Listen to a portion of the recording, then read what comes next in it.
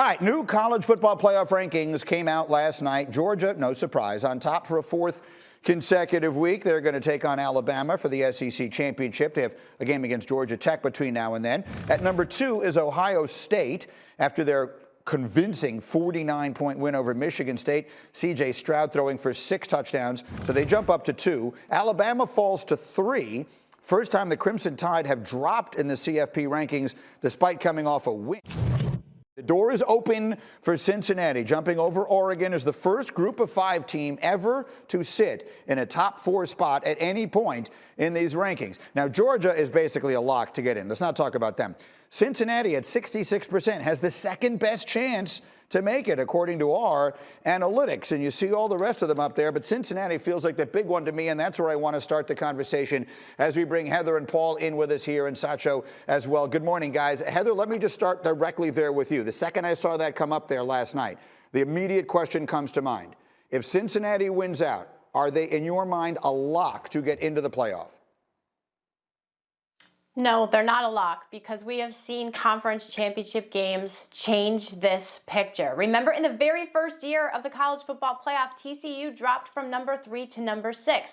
When you look at Cincinnati, they need to be concerned about Oklahoma State. And I say that, Greeny, because Oklahoma State can punctuate its resume against 2 possibly top 10 teams. They've got Oklahoma in Bedlam, and they can either play Oklahoma again or Baylor in the Big 12 championship game. Meanwhile, Cincinnati can punctuate its resume against the top 25, number 24 right now, Houston in the American Athletic Conference championship game. We'll see how it plays out. We have seen one-loss conference champions be left out before.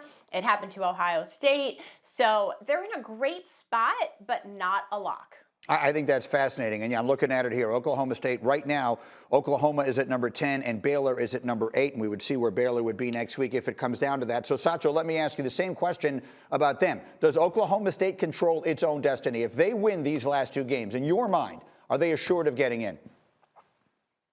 Yeah, I think they are, right? Oklahoma State is already in the top 10. And so they play 2 more top-ranked opponents. And if they win handily against Oklahoma, which is ranked number 10, and then they win handily against Baylor, which at that point, Baylor might be 6, Baylor might even be 7. Now, all of a sudden, just as Heather said, you add that to your already strong resume. And so that's one piece. The second piece is the people in front of Oklahoma State could lose as well. Alabama may lose in the SEC championship game to Georgia. That could be a 2-loss team that's out. That's number 1. Number 2, you look at Ohio State and Michigan. There's so much that's going to happen in these next few weeks. And so let's say Michigan wins. Now you have a 2-loss Ohio State team. Let's say Ohio State wins and somehow loses in the Big Ten championship. That's another spot that will be open for an Oklahoma State team that could very well win the Big 12. Yeah, I would caution everyone to not overlook Wisconsin to coming out of the other side of the Big Ten for whoever it is they wind up playing a week from now, whether that's Michigan or Ohio State. Paul, let me then come to you on Alabama. And someone asked me this question today. I'll ask it to you. If Alabama could get in with 2 losses, which we don't think is an impossibility, which game could they better afford to lose? Are they better off losing to Auburn and then beating Georgia and trying to get in as a 2-loss conference champion? Or are they better off losing to Georgia in the conference championship game and thus having lost to the number 1 team in the country? I guess I'm saying to you, which game could they better afford to lose and still have a shot? Greeny, they better not lose either one, in my opinion, because the Auburn game helps them a little bit because they would have a championship over the number 1 team in the country, but it still puts them at a disadvantage, having lost to a 5-loss Auburn team. But clearly, if you had to pick, they're better off losing to Auburn because the last thing on their resume would be a win over the number 1 team in the country, the undisputed and indisputable best team that we've seen. It would also be a championship. And when this committee gets together for the final time, as Heather has said repeatedly, those championship data points really matter. Okay. And so then I want to bring up one other thing. And there's nothing I love more than aggravating my friend, Mr. Finebaum, so I will do it. You know, all this talk about expanding the playoff and everything else that everyone's all excited about and clearly seems to be right around the corner. This Saturday, we have a game that is every bit as significant as any championship game could ever be. Ohio State-Michigan, the game, means every bit as much as the CFP semifinals are going to mean.